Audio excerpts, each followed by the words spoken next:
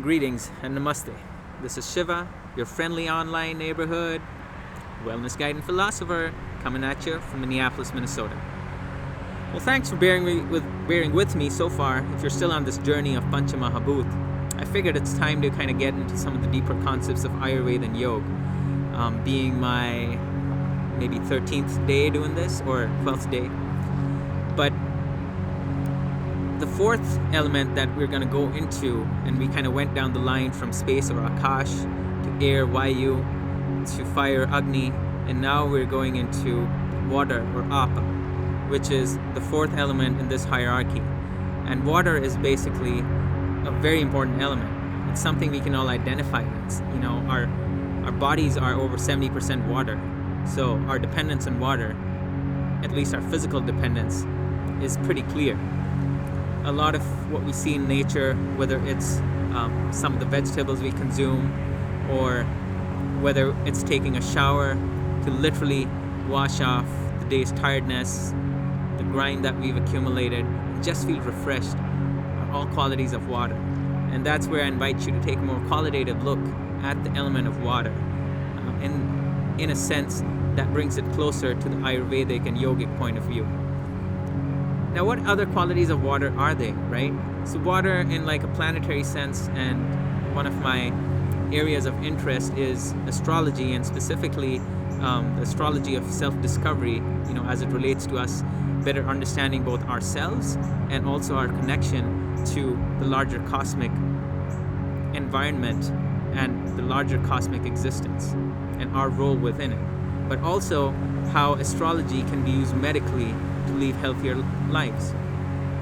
But that apart, one of the connotations that is astrologically relevant with water is the moon and the quality of water. So the moon has a very nurturing quality about it, much like the quality of water. You know, what does a plant need to grow? It needs good soil, good manure, sunlight, right? So good soil, manure is earth or Prithvi.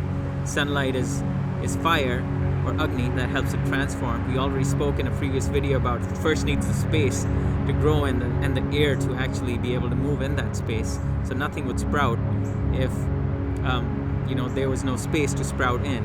And once you have that space, then you need a certain energy to make that sprouting manifest.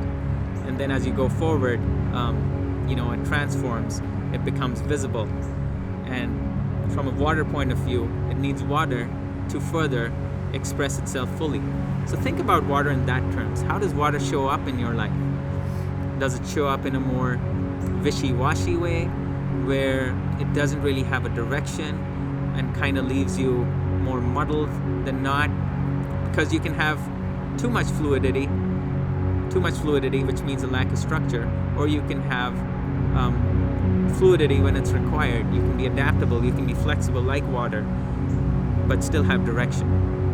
So here's my invitation. Think about how water shows up in your life, not just physically, how you nourish yourself with water, but also how it shows up maybe emotionally. How might, especially if we think about the moon and its relationship to the cycles that we experience, especially women with menstrual cycles, and our mood swings, how does that weave in with the quality of water?